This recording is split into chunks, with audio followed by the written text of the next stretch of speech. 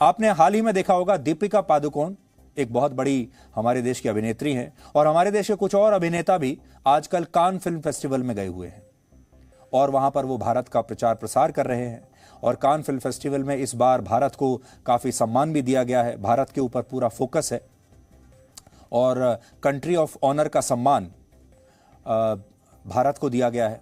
लेकिन वहां एक प्रेस कॉन्फ्रेंस में दीपिका पादुकोण ने हिंदी में बात करने की कोशिश की और वो हिंदी में बात करते हुए कैसे लड़खड़ा गई, ये आप देखिए। मैं बहुत गर्व महसूस फील कर रही हूं क्योंकि it's the 75th year of can.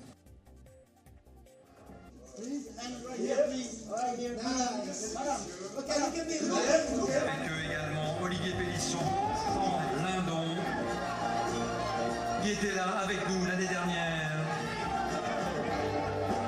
Bantitane.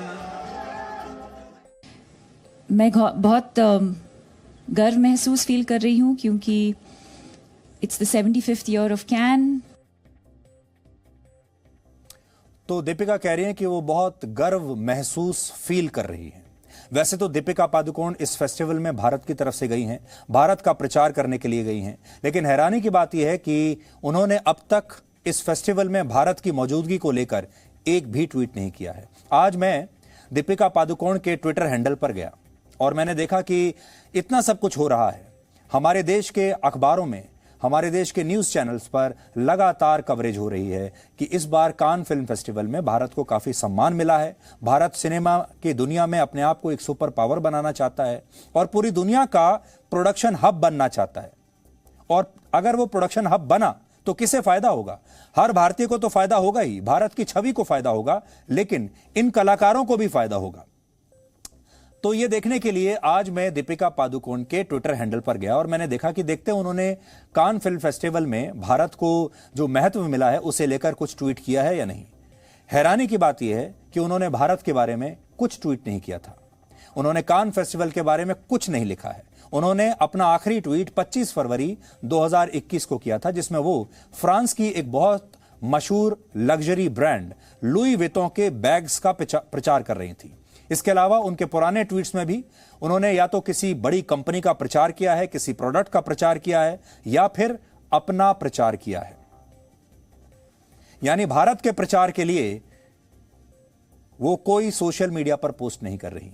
इससे क्या पता चलता है? इससे यह पता चलता है कि जिन सेलिब्रिटीज और कलाकारों को हम अपना रोल मॉडल मानते हैं वो असल में हमारे देश के लिए कुछ नहीं करते, सिर्फ अपने लिए करते हैं। और जब वो सोशल मीडिया पोस्ट करते भी हैं तो वो सोशल मीडिया पोस्ट सिर्फ उसके लिए करते हैं जहां से उन्हें पैसा मिलता है, जहां उन्होंने कॉन्ट्रैक्ट साइन करके रखे हैं, जिन प्रोडक्ट्स के वो ब्रांड एम्बेसडर्स हैं, या फिर वो अपना प्रचार करते हैं, अपनी फिल्म का प्रचार करते हैं।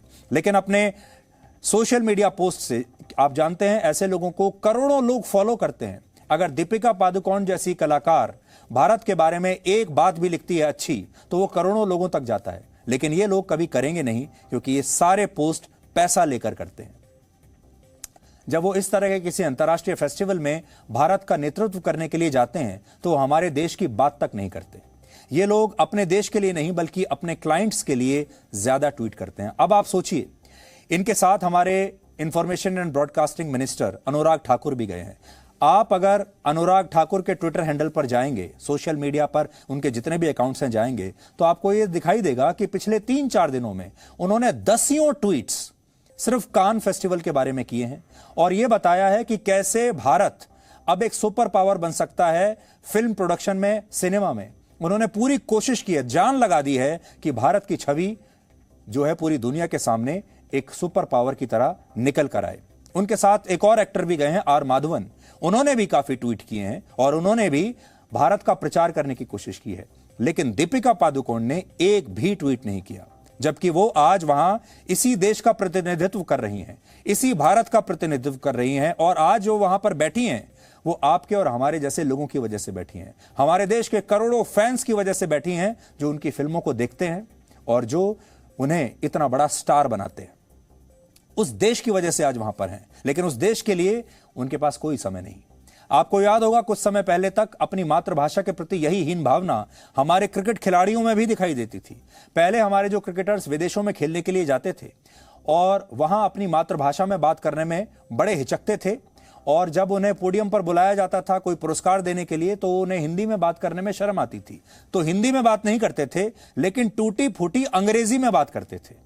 किसी ने भी यह हिम्मत नहीं दिखाई जो ये कहे कि मैं अंग्रेजी में नहीं हिंदी में बात करूंगा। उन्हें टूटी फूटी अंग्रेजी में बात करना मंजूर था, लेकिन हिंदी में नहीं। तो आज जो ज्यादातर खिलाड़ी हैं वो हिंदी या अपनी दूसरी मातृभाषा से ज्यादा अंग्रेजी में बात करना पसंद करते हैं, और इसी बात को हमें आज बदलना है। Presenting B News app, available on Google Play and App Store. Download it now.